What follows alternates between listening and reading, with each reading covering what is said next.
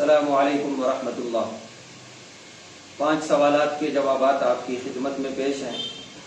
پہلا سوال ایک بھائی نے یہ کیا ہے کہ مجھے یورینری ٹریکٹ انفیکشن ہے، یعنی پیشاب کا کوئی مرض ہے ان کو، کہہ رہے ہیں جس سے کبھی یورین کے قطرے بار بار خود بخود باہر نکل جاتے ہیں۔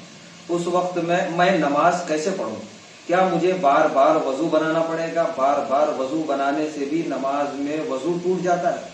یہ کیفیت مجھے دن کے کچھ حصے میں رہتی ہے، ایسا مجھے روز تو نہیں ہوتا ہے مگر کبھی کبھار کسی دن کسی وقت ہوتا ہے۔ اس وقت میں کیا کروں؟ کیسے نماز پڑھوں اور وضو بھی کیا بار بار بنانا پڑے گا؟ یہ مسئلہ بتائیے۔ دیکھیے مسئلہ یہ ہے، پیشاب کے قطرے اگر کسی کو نکل آتے ہیں مگر یہ کبھی کبھی ہوتا ہے، جیسا کہ آپ نے لکھا ہے کہ کبھی کبھی ایسا ہوتا ہے، تو کبھی کبھی اگر ہے تو یہ معذور نہیں ہے۔ ایسے میں جس دن ایسا ہو گیا اتفاق سے، اس دن آپ جو ہے اتنا حصہ دھو لیجئے اور پھر وضو کر کے پھر سے نماز پڑھیے، آپ کی نماز نہیں ہوگی۔ چھوٹ ان لوگوں کے لیے ہے شریعت کی طرف سے، گنجائش ان لوگوں کے لیے ہے کہ بار بار آتے رہتا ہے، ہر دن آتا ہے، ہر تھوڑی تھوڑی دیر میں آتا ہے، اتنی دیر بھی نہیں رکتا کہ ایک آدمی سکون سے نماز پڑھ سکے، فرض سنت نفل اتنی دیر بھی نہیں رکتا، آتے رہتا ہے قطرہ، وہ معذور ہے شریعت کی نظر میں۔ ان کے لیے شریعت کا حکم یہ ہے کہ اسی طرح قطرے آتے رہیں، نماز پڑھتے رہیں۔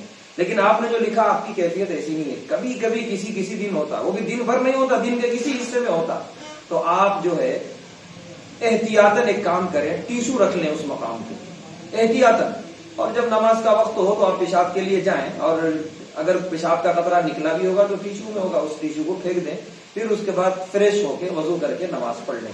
اتفاق سے قطرہ نکل آیا تو آپ پھر سے نماز آپ کو پڑھنا پڑے گا، کیونکہ آپ کو ہمیشہ نہیں ہوتا، یہ کبھی کبھی ہوتا ہے۔ تو کبھی کبھی ہونے والے کے لیے حکم یہ ہے کہ جس وقت ہوا اس وقت کی نماز نہیں ہوگی، آپ دھو کے جو ہے فریش ہو کے پھر سے وضو کر کے نماز پڑھیے، یہی آپ کے لیے حکم ہے۔ دوسرا سوال یہ ہے کہ ایک صاحب بیمار ہیں جنہیں 1 دن 8 ڈائلسس پہ رکھا جاتا ہے، جس کی وجہ سے ان کی حالت بہت نازک ہے کہ وہ نماز بھی نہیں پڑھ سکتے ہیں، تو کیا وہ نمازوں کا فدیہ دے سکتے ہیں؟ 1 دن میں کتنے نمازوں کا فدیہ دیا جائے گا، اور 1 نماز کا فدیہ کتنا ہوتا ہے، اور یہ فدیہ دینا کس کی ذمہ داری ہوگی؟ اگر مسلم ڈاکٹروں نے یہ بتا دیا کہ ان کے لیے نماز پڑھنا مشکل ہے، 1 دن 8 ڈائلسس ہو رہا ہے، بہت زیادہ کمزوری ہے، اور مسلم ڈاکٹروں نے یہ کہہ دیا ہے کہ ان کے لیے نماز مشکل ہے، مسلم ڈاکٹر، غیر مسلم نہیں، غیر مسلم تو اس کو ہلکے میں لے لے گا نماز، تو ایسے میں اب ان کی نماز کا فدیہ دینا پڑے گا۔ نماز کا فدیہ کیا ہے؟ نماز کا فدیہ ہے وہی جو صدقۃ الفطر ہے، جو صدقہ فطر ہے، 2.25 کلو گیہوں یا اتنے پیسے، 70-80 روپے ہوتے تھے، ایک حساب سے جو ہے 100 روپے مان لو، راؤنڈ فگر، اس سے کم ہوتے ہیں، میں زیادہ 20 روپے بڑھا کے بول رہا ہوں، تو 5 نمازوں کے 500 روپے ہوئے 1 دن میں۔ اور بعض لوگوں نے وطر کو بھی کہا ہے، بعض فقہا نے وطر کو بھی شامل کر لیا جائے تو 600 روپے ہو جاتے ہیں، اور کچھ فقہا نے کہا کہ نہیں، وطر جو ہے عشاء کے ساتھ وہ بھی جو ہے اس میں شامل ہو جاتی ہے، عشاء کا دے دیے تو بھی کافی ہے، تو کم سے کم 500 روپے 1 دن کے آپ کو دینے پڑیں گے، 2.25 کلو گیہوں کے پیسے، 1 نماز کا فدیہ ہے، تو اس طریقے سے دینا پڑے گا۔ جس کو زکوٰۃ دیتے ہیں، صدقہ دیتے ہیں، انہیں کو بھی فدیہ دے دیا جائے، یہ ہے نماز کا فدیہ۔ تیسرا سوال یہ ہے کہ آپ نے زکوٰۃ سے متعلق ایک سوال کے جواب میں یہ کہا تھا کہ جو رقم قرض کے غرض سے کسی کو دے دیے تو اس پر بعد میں زکوٰۃ کی نیت نہیں کی جا سکتی۔ جی بالکل میں نے کہا تھا، اور بالکل صحیح ہے مسئلہ یہ۔ زکوٰۃ کی نیت نہیں تو کیا بینک کے انٹرسٹ یعنی سود کی رقم کو بھی اس طرح ایڈجسٹ نہیں کیا جا سکتا؟ کیا نہیں کیا جا سکتا؟ آپ نے جس کو قرضہ دیا، دیتے وقت قرضے کی نیت سی تو وہ قرضہ ہی ہے، اس میں نہ زکوٰۃ کی نیت کر سکتے نہ سود کی نیت کر سکتے۔ سود کے پیسے ہیں وہ الگ سے دیجیے آپ، اس نیت سے کہ میں یہ سود کے پیسے دے رہا ہوں اور اس کا کوئی ثواب نہیں ملتا ہے، اور قرض دینے کا ثواب ملتا ہے باقاعدہ، تو قرض میں نہ زکوٰۃ کو ایڈجسٹ کر سکتے نہ سود کو، لہذا قرض ہی ہے۔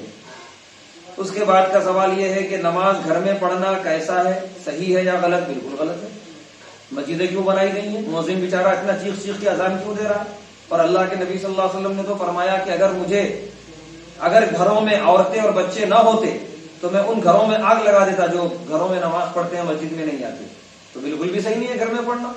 گھر میں پڑھنا اس صورت میں اجازت ہے شریعت میں جبکہ اتنا مریض ہے کہ مسجد تک چل کے نہیں آ سکتا، اتنی بارش ہو رہی ہے کہ مسجد تک آدمی نہیں آ سکتا، یا یہ کہ نیند میں ہے وہ ہوشیاری نہیں تھا، وہ ہوش میں ہی نہیں تھا کہ اذان بھی نہ اذان سنا، نہ کچھ معلوم ہوا، نہ وقت کا پتہ چلا اور سویا رہ گیا، تو پھر اب اس صورت میں بیچارے کو گناہ نہیں ہوگا، جیسے ہی اٹھے وہ فوراً نماز پڑھ لے گھر کے اندر ہی۔